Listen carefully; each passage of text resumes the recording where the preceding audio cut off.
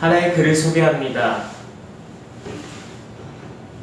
이룩할 수 없는 꿈을 꾸고 이루어질 수 없는 사랑을 하고 싸워 이길 수 없는 적과 싸움을 하고 견딜 수 없는 고통을 견디며 잡을 수 없는 저 하늘의 별을 잡자. 참 괜찮은 글이죠. 이 글을 쓴 작가는 아주 무명의 작가입니다. 그가 스페인의 한 감옥에 갇혀서 지하의 어두컴컴한 그 습한 장소인 감옥에서 그가 글을 쓰기 시작했던 미겔 데 세르반테스라는 사람입니다. 그의 글을 중심으로 뮤지컬 맨 오브 라만차라는 뮤지컬이 오르게 되기도 하죠. 사실 우리에게 맨 오브 라만차 그러면 잘 모릅니다. 그런데 이 주인공 이름을 얘기하면 다들 잘 아십니다. 이 주인공의 이름은 돈키호테입니다.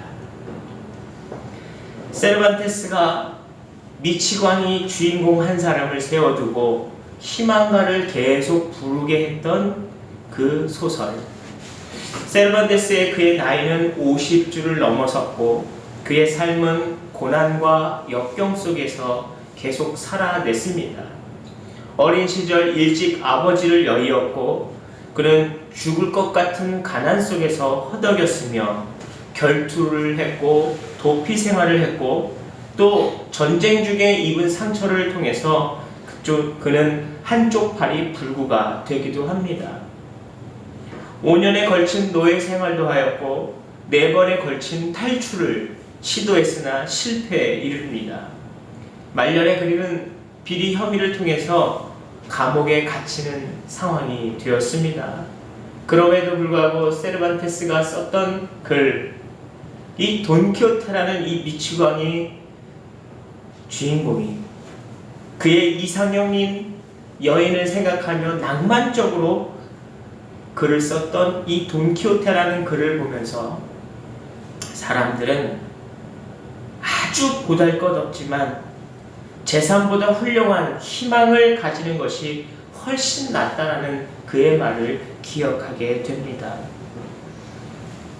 세상은 많이 힘들고 어렵지만 살아가는 게 하루하루가 험난할 수도 있지만 희망이라는 것은 우리에게도 그렇게 큰 도움이 되기도 합니다.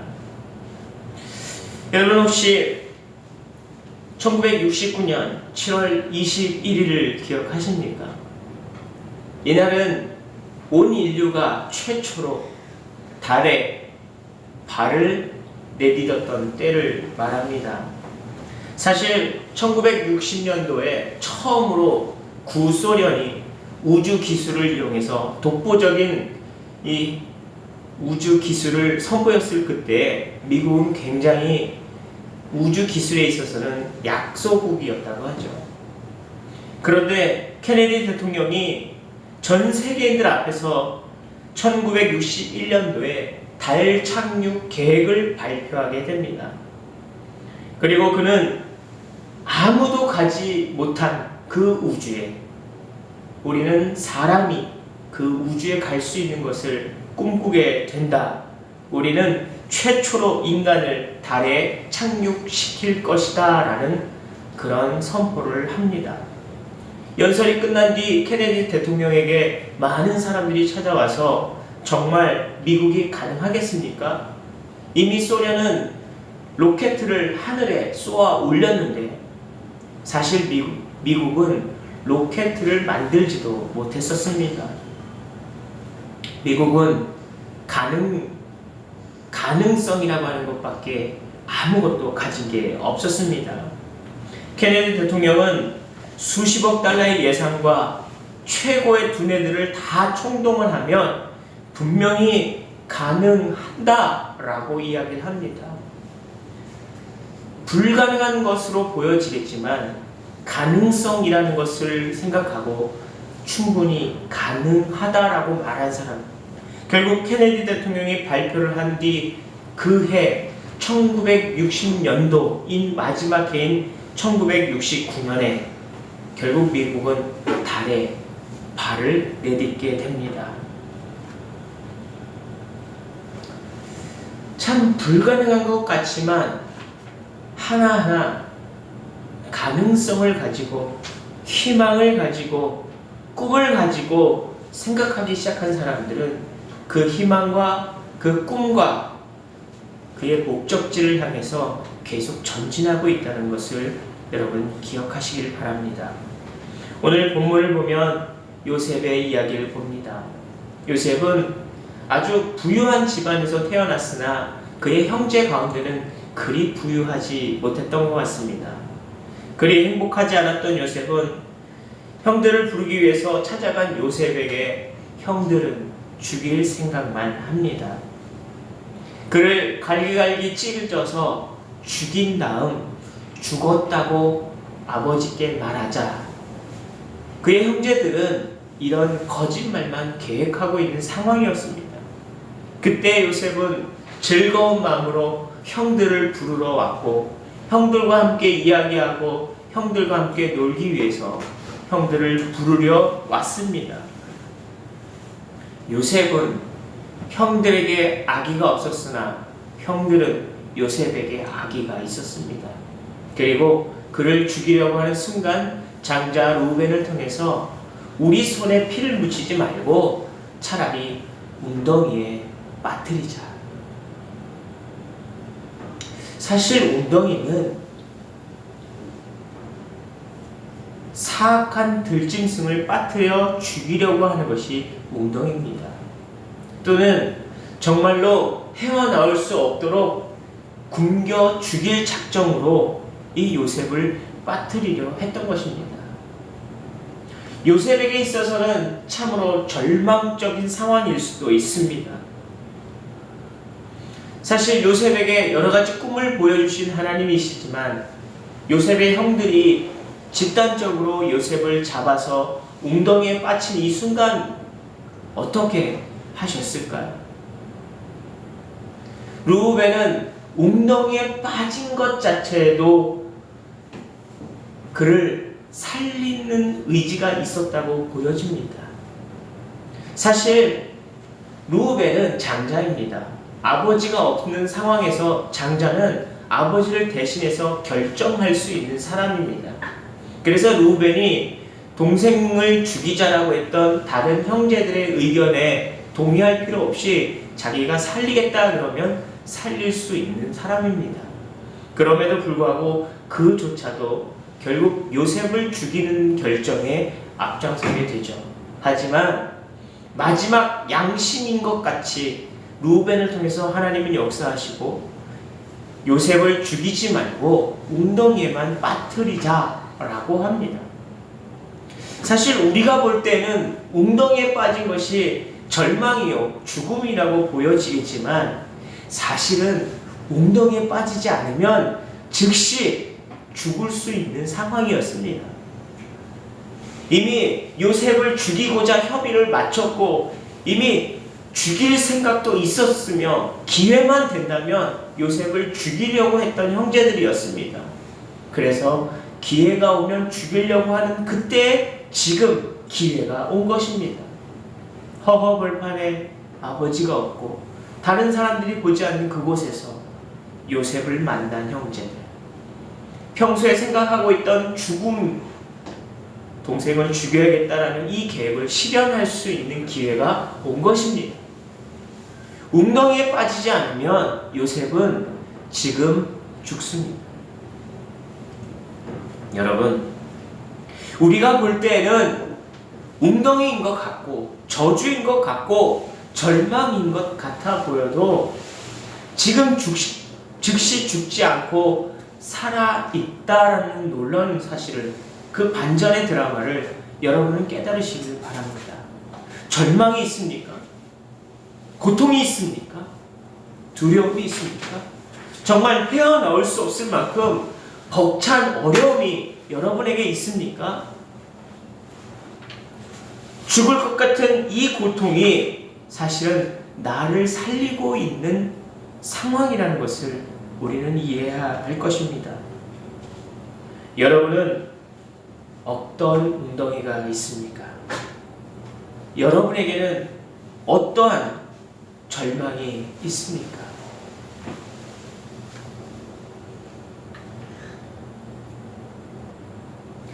결국 즉시 죽을 수도 있었던 이 요셉은 웅덩이에 빠지게 되었고, 유다라는 다른 형제의 생각을 하나님께서 바꾸셔서 유다에게 마음을 돌려 지나가는 상인들에게 이 요셉을 팔아버리자라는 마음을 주십니다. 결국엔 모든 형제들이 그렇게 동의를 하였고, 이 요셉은 깊은 웅덩이에서 건짐을 받아 지나가는 상인에게 팔리게 됩니다. 그리고 애굽이라는 먼 곳에 노예로 팔리게 되죠. 죽을 수 있는 웅덩이에 빠졌었고, 또 죽을 만큼 역겹고 힘든 노예 생활을 시작한 것 같았지만, 이 요셉은 이 야곱의 가족들을 다 먹여 살릴 수 있을 만큼 엄청난 반전의 국무총리가 되어진다는 사실을 우리는 기억해야 할 것입니다. 야곱의 모든 가족들을 흉년에서부터 그들의 먹거리를 해결하고 그들을 살리기 위하여 애굽 땅으로 이주하기 위해서 이 요셉을 미리 애굽으로 보내어 노예로 보냈으나 스스로의 힘이 아닌 하나님이 그를 도우시고 보호하사 그가 국무총리가 될 때까지 지키시고 인도하셨다는 사실, 그리고 그가 그 모진 고통과 죽음의 위협 속에서 절망의 상황 속에서도 끝까지 잊지 않았던 주님에 대한 믿음, 결국 그는 애굽의 총리가 되었고 야곱의 모든 가족들을 애굽으로 이주하게 되어집니다. 절망이라는 것은 때로는 우리를 너무나 힘들게도 하지만, 절망은 우리를 새로운 시작으로 전환시켜주는 놀라운 은혜이기도 합니다. 여러분, 필리핀 속담에 하기 싫은 일에는 핑계가 보이고 하고 싶은 일에는 방법이 보인다라는 속담이 있습니다. 우리가 하기 싫은 것은 여러 가지 핑계를 대죠. 나중에, 다음에, 내일, 언젠가, 그리고 짜증을 냅니다. 내가 알아서 할게. 하지만 정말 하고 싶은 일에는 수단과 방법을 가리지 않고 해결합니다. 하고 싶기 때문이죠. 마찬가지입니다. 꿈을 본 사람들은 그 꿈을 실현할 수 있도록 여러 가지 방법들을 찾아냅니다. 바로 그 대표적인 사건이 바로 이 출애굽 사건의 이야기입니다. 모세가 출애굽을 하여서 가나안 땅으로 건너가는데 앞에는 홍해라고 하는 큰 바닷물이 있었고, 이 애굽 땅의 많은 병사들은 이 출애굽한 이스라엘 백성들을 잡아 죽이려고 강력한 군대를 보냅니다.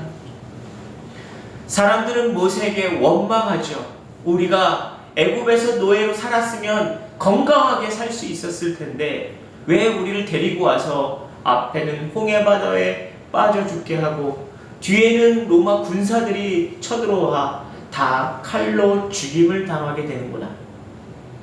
이렇게 절망 속에 빠져 있을 때, 모세도 슬픔 가운데 빠져 있을 때 모세는 기도합니다.